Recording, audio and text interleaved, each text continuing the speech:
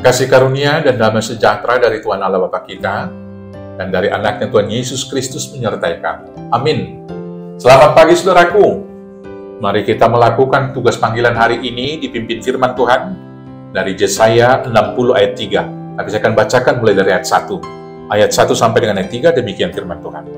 Kemuliaan Sion yang akan datang. Bangkitlah, menjadi teranglah, sebab terangmu datang, dan kemuliaan Tuhan terbit atasmu. Sebab sesungguhnya kegelapan menutupi bumi, dan kekelapan menutupi bangsa-bangsa, tetapi terang Tuhan terbit atasmu, dan kemuliaannya menjadi nyata atasmu. Bangsa-bangsa berduyun-duyun datang kepada terangmu, dan raja-raja kepada cahaya yang terbit bagimu. Demikianlah firman Tuhan. Saudara-saudaraku yang terkasih, dunia sebelum kedatangan Kristus sesungguhnya ditutupi oleh kegelapan yang dalam bahasa orang lain dikatakan zaman jahiliyah. Orang mengikuti jalannya sendiri, merumuskan kebenarannya sendiri. Tetapi ketika Yesus, sang terang itu datang, dia kemudian menerangi jalan dan menyisihkan kegelapan itu.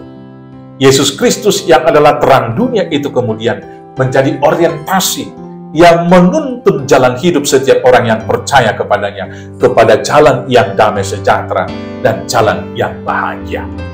Karena itulah kemudian bangsa-bangsa datang berduyun-duyun.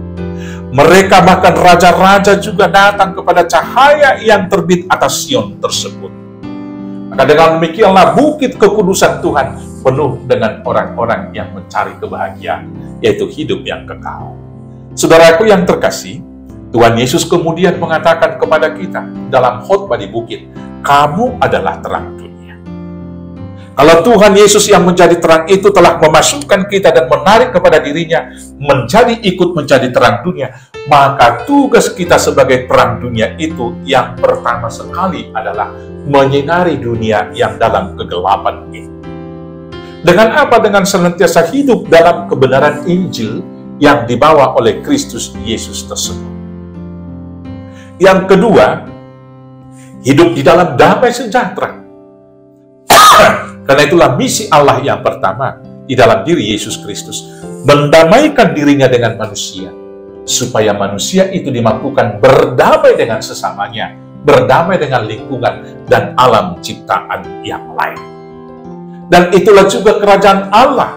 Kalau di Rom di sana dikatakan 14 ayat 17, kerajaan Allah bukanlah soal makanan dan minuman, tetapi soal damai sejahtera, sukacita karena Roh Kudus.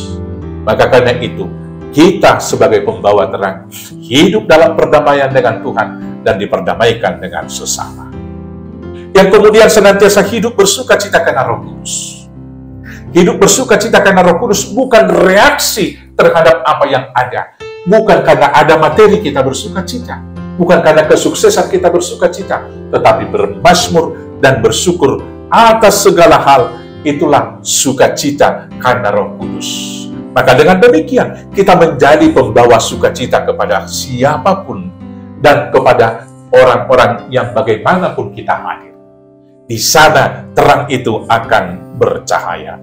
Bila demikian, maka orang-orang, bangsa-bangsa, raja-raja juga akan datang ke tengah persekutuan kita, ikut bersinar, memuji, memuliakan terang yang ajaib, Sang Kristus, Sang Fajar yang membawa terang untuk menerangi semua dunia ini. Selamat menjadi terang. Tuhan Yesus memberkati. Amin. Kita berdoa. Terima kasih Bapa atas terang yang Tuhan beri di dalam Kristus dalam hidup kami. Maka mampukan kami menjadi terang dalam kehidupan ini, supaya setiap bangsa datang, kami boleh bersama memuji muliakan nama-Mu dalam Kristus Yesus Tuhan Juru Selamat kami yang hidup. Amin. Selamat beraktivitas. Tuhan Yesus memberkati. Horas, horas, horas.